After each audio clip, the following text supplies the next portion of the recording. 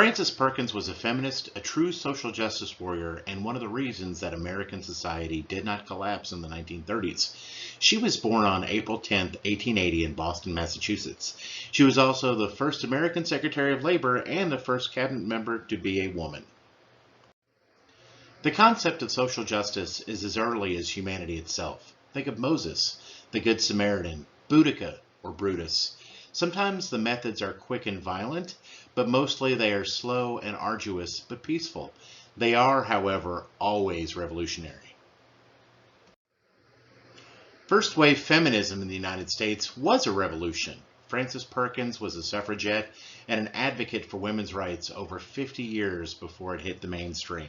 She knew that women's rights were human rights and even went to court for the right to keep her maiden name after she married. In 1911, while she was head of the New York office of the National Consumers League and teaching sociology at Adelphi College, Miss Perkins witnessed one of the worst industrial accidents in American history, the Triangle Shirtwaist Fire. At that moment, she knew that something drastic had to be done for the workers of America.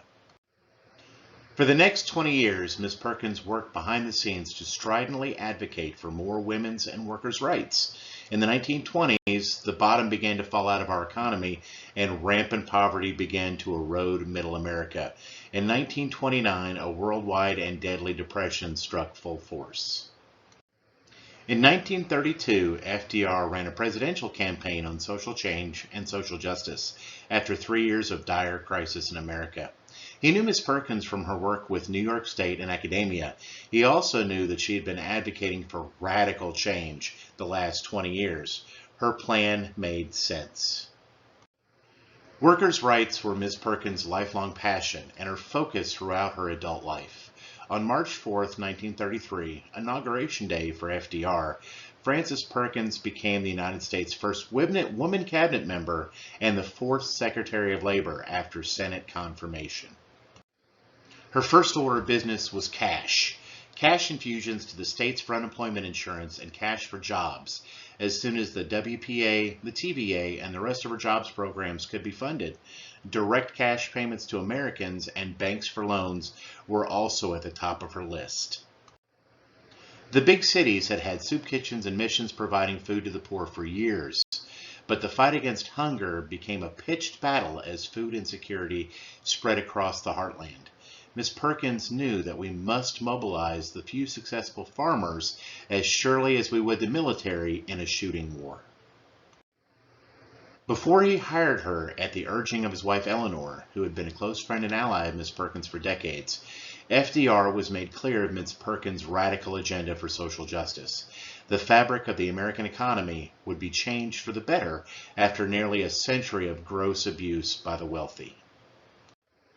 One of her most important ideas was Social Security. This would be a government fund that would guarantee income for those without the means to earn and a savior for millions of elderly, widows, and orphans that had been banished to abject poverty.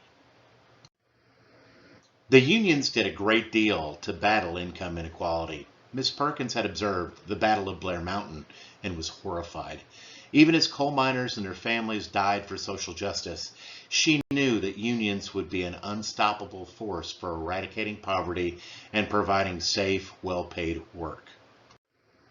The Works Progress Administration was one of the New Deal ideas that gave not only jobs to the unemployed, but also built critical infrastructure throughout our great nation.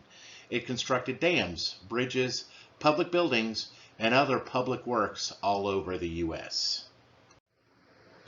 From giving direct cash to successful farmers to increase their yield, to making sure that seniors had food and shelter, to giving jobs and permanent structures to our people across America, the New Deal improved the lives of millions and probably saved as many lives from starvation and poverty.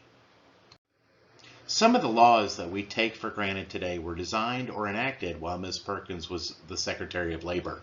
Minimum wage, overtime laws, safety laws, and laws to govern how employers are allowed to treat employees all got their start from Ms. Perkins or her peers in the early 20th century. Ms. Perkins watched the evils of racism and bigotry rip apart an already defeated working class in the 1920s. She knew that the New Deal had to have concessions for people of color to elevate their families out of poverty too. She did what she could, as much as she could, against these iniquities. The New Deal and its designers were reviled by big business and the bankers. Miss Perkins' plans were one of the driving factors for the business plot, a failed fascist coup committed by bankers and corporate leaders in 1933. Anything that helped the poor was detested by most of the upper class in America at that time. The beginnings of our social safety net and the war on poverty began under Miss Perkins' watch. LBJ's Great Society programs and agenda can trace its roots directly from the New Deal. Obama's Affordable Care Act and Biden's American Recovery Program would not exist if it hadn't been for the New Deal. When workers have rights, we all have rights. Equality begins with the working class and spreads throughout our society.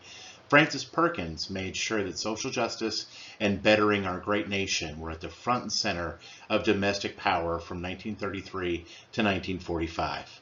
Thank you for your time.